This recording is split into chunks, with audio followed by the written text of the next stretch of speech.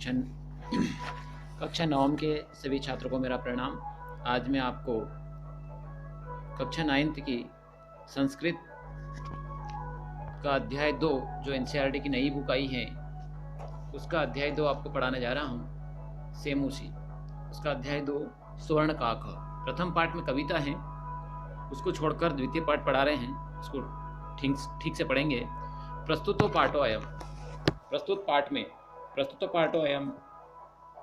अयम पाठः श्री पद्म शास्त्रिणा विरचितम। यह श्री पद्म शास्त्री के द्वारा रचित किया गया है। विश्व कथा शतम इति कथा संग्रहात ग्रहीतो अस्ति। विश्व कथा शतम से कथा ग्रंथ से लिया गया है। अत्र विविध राष्ट्रेषु, यहाँ विविध राष्ट्रों में व्याप्त जो बनी हुई हैं कथाएं हैं, सतकथाएं, लोक कथाओं का वर्णन है। ऐसा कथा वर्म म्यांमार देशस्य, यह कथा ब्रह्मा म्यांमार जो ब्रह्म देश है उस देशस्य श्रेष्ठ लोक कथा अस्ति, उस देश की श्रेष्ठ लोक कथा है। अस्या कथायां लोभस्य दुष्परिणाम तथा च त्यागस्य सुपरिणाम स्वर्ण पक्ष काक माध्यमेन वर्णितो अस्ति। इस कथा में लोभ का गलत परिणाम, दुष्परिणाम और त्याग का अच्छा परिणाम स्वर्ण पक्षी काक के माध्यम से वर्णन है। पूरा कस्मिचित ग्रामे एका निर्धना वृद्धा स्त्री निवसत। पूरा यानी पहले किसी एक गांव में एक गरीब वृद्ध महिला रहती थी। तस्य च एका दुहिता विनम्रा मनोहरा च आसीत।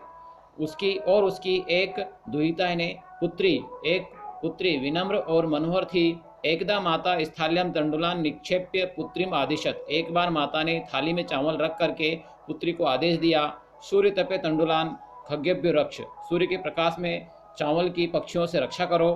किंचित कालांतरम एको विचित्र काक सम्मुड़िन तस्य समीपम आगच्छतः। कुछ समय पश्चात एक विचित्र अनोखा कौवा वहां उड़ता हुआ उसके पास आता है।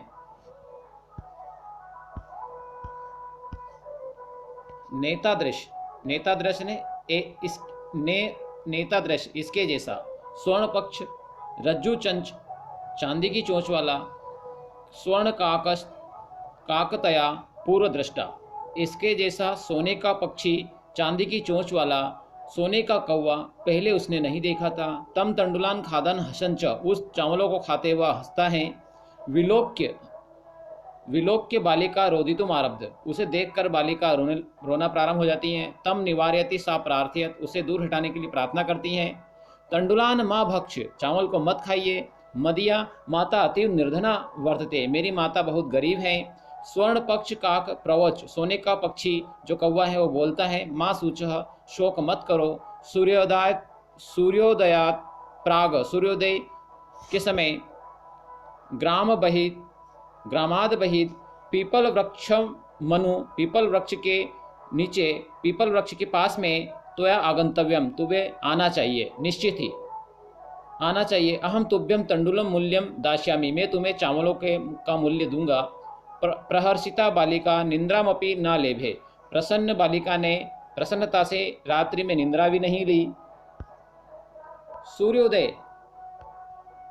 सूर्योदयात पूर्व में, सूर्योदय से पहले ही। सा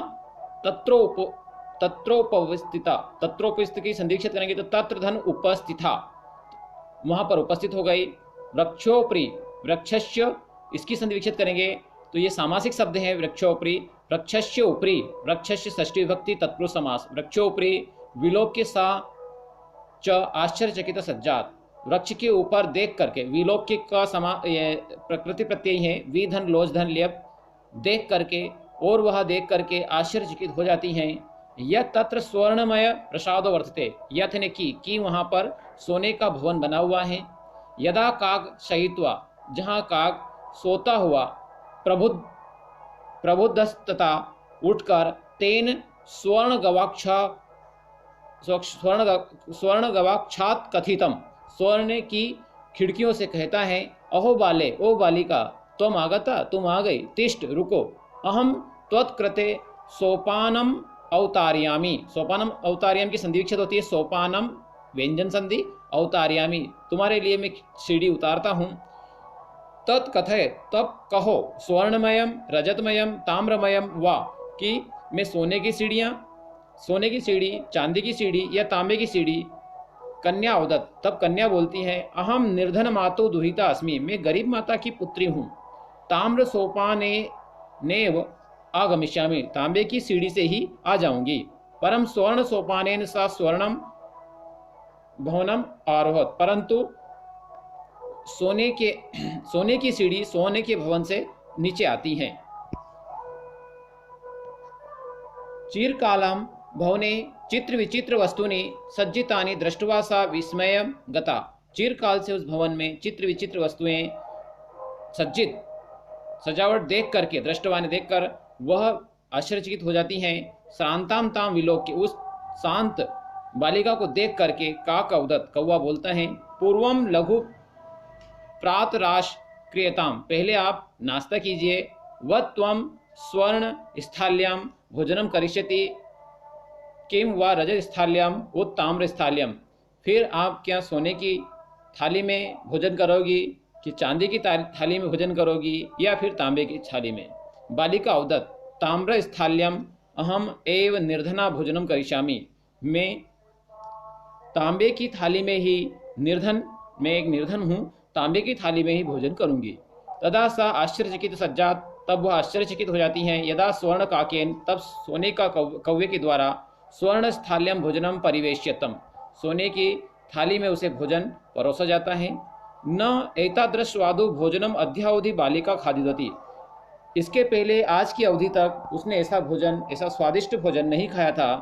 काको अवदत बालिके, अहम इच्छामि, हे बालिका मैं इच्छा करता हूँ, यह तुम सर्वदा अत्रैव तिष्ठ, कि तुम कि तुम हमेशा यहीं रहो।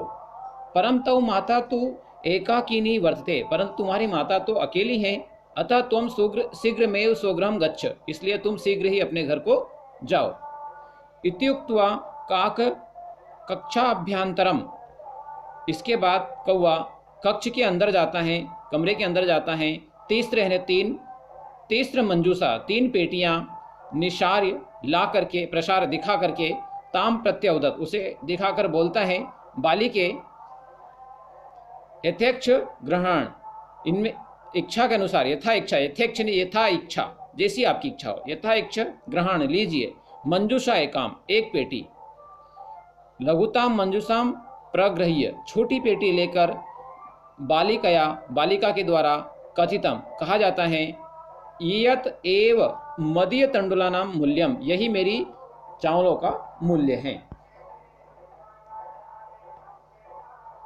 ग्रहम आगत्य का भी इसमें प्रकृति प्रत्यय है। ग्रहम धन, आधन, गम धन, ल्यप, इसमें ग्रहम यानी घर को, ग्रहम आगत्य, आधन गम धन ल्यप, घर आकर के। तथा मंजूसाम समुद्घाटिता, वह पेटी को खोलती हैं। तस्याम महारणी हीरकाणी विलोक्य सा प्रहर्षिता, उसमें मनोहर हीरो को देख करके प्रसन्नता और तद्दीनाधिका मतलब नृत्य करने लग जाती हैं, नाचने लग जाती हैं।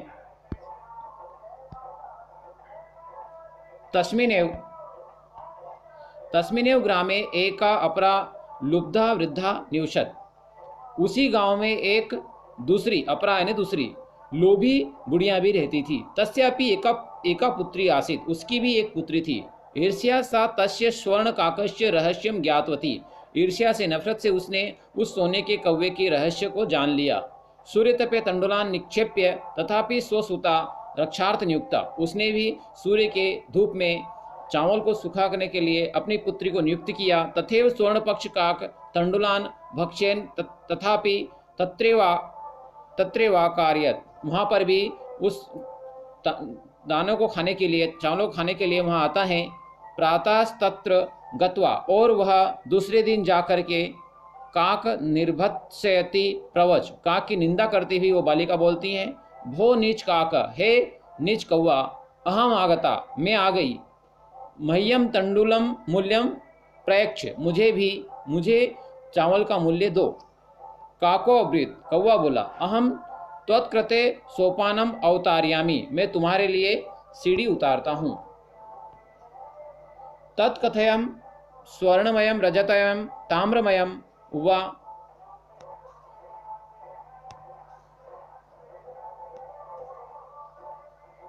ताम्रमयम सोपानम प्रक्षेत, तो कहो क्या मैं तुम्हारे लिए सोने का, चांदी की या फिर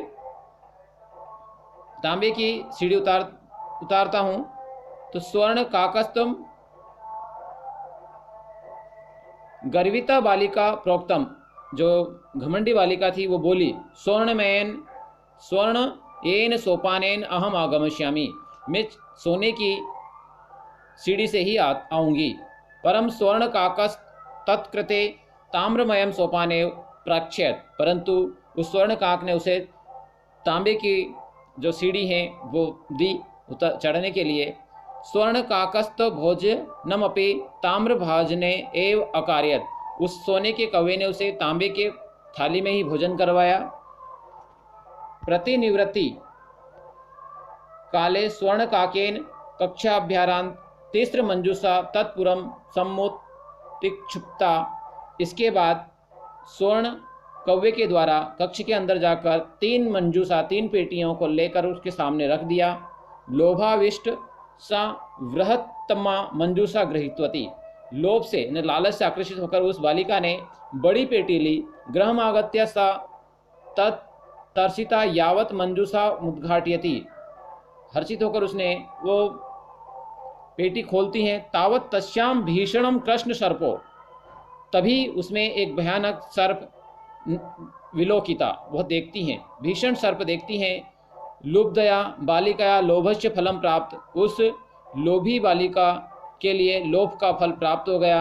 अनंतरम सा लोभम परित्यज्यत, इसके बाद उसने भी लोभ को छोड़ दिया। इसी प्रकार यह त्याग का अच्छा परिणाम और लोभ का गलत परिणाम जो पाठ हमने पढ़ा, इससे हमें शिक्षा मिलती है कि हमें त्याग करना चाहिए और लालच से दूर रहना चाहिए। इसी प्रकार यह पाठ यहाँ पर समाप्त हो गया है। अगले वीडियो में मैं आपको इस पाठ के प्रश्नों के उत्तर और अभ्यास प्रश्नावली करके बताऊंगा। निश्चित ही उससे पहले भी आप अपने स्वयं करने का प्रयास करेंगे। जय हिंद, जय भारत।